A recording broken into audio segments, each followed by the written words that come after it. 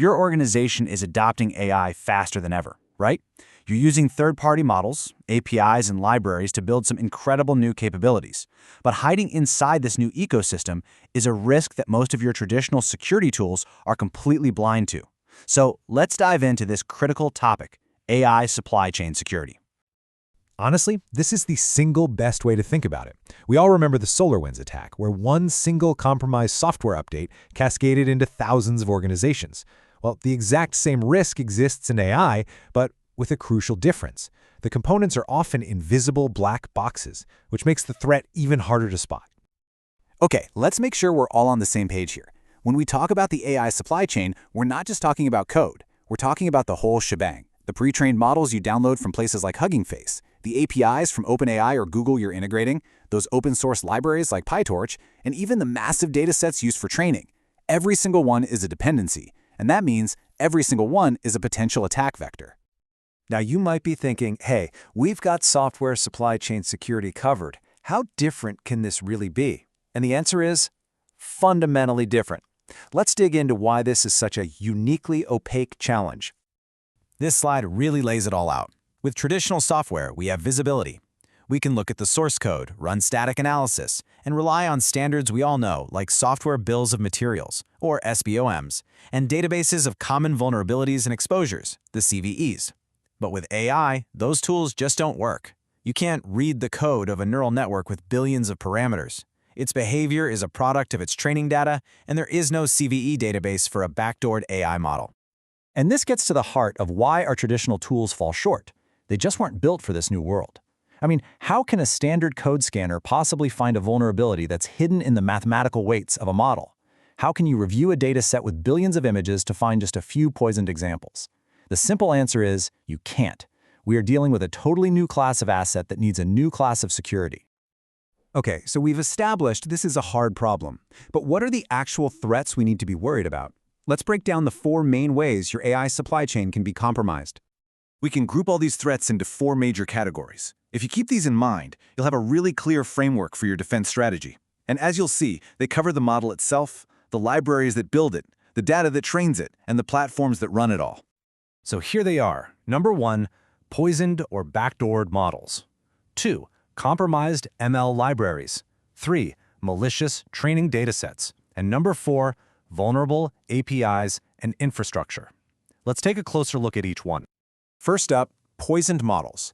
Imagine an attacker uploads a perfectly normal-looking model to a public repository like Hugging Face. It passes all the standard tests, but it has a hidden backdoor, just waiting for a secret trigger. Now, here's the most important part.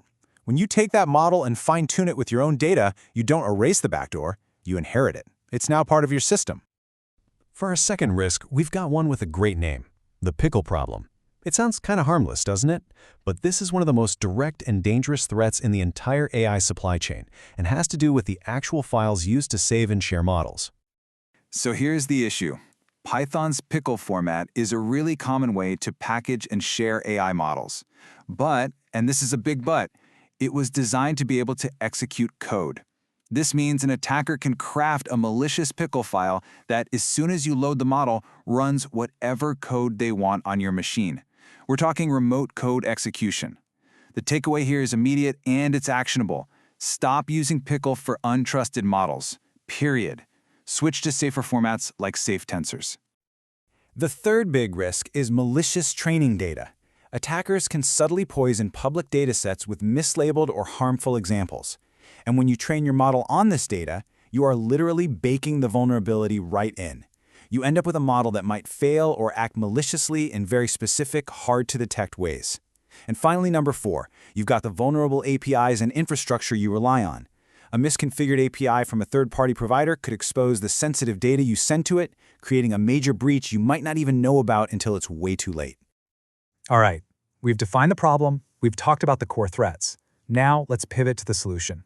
And that really starts with vendor due diligence. It's all about asking the right questions of the third-party services that make up your supply chain. This is the question that should be on every single security leader's mind. If you can't inspect the model itself, how can you possibly trust it? Well, the answer is you have to shift your focus.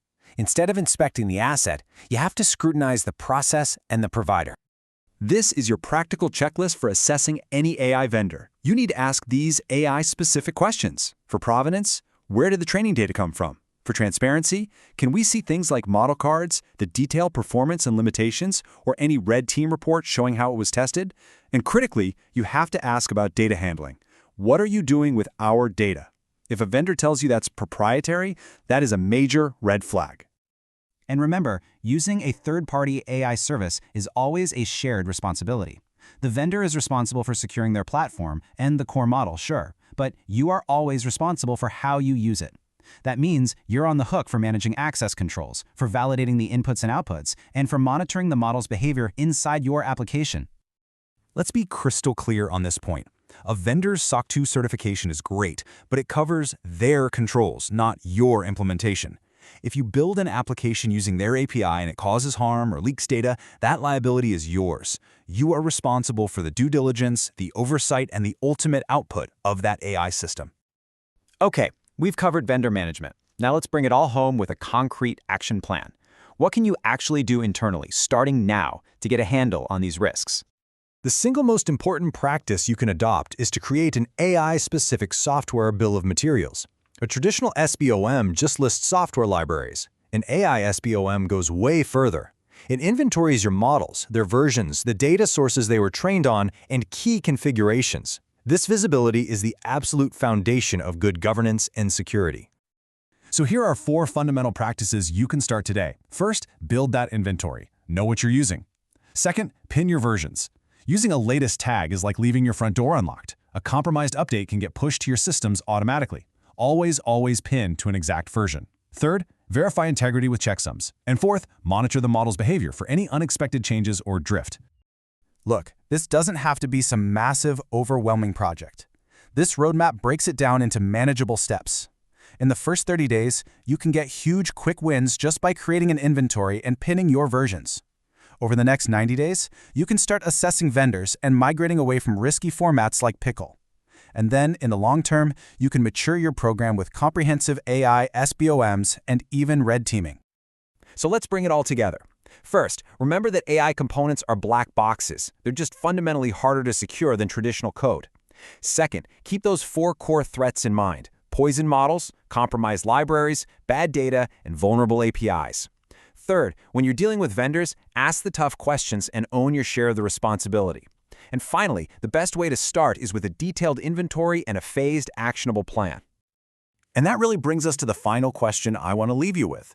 There is no doubt that AI adoption is moving at an incredible speed. The real question is your security strategy, is your vendor management, are your internal controls evolving fast enough to keep up? Because in this new world, what you don't know can absolutely hurt you.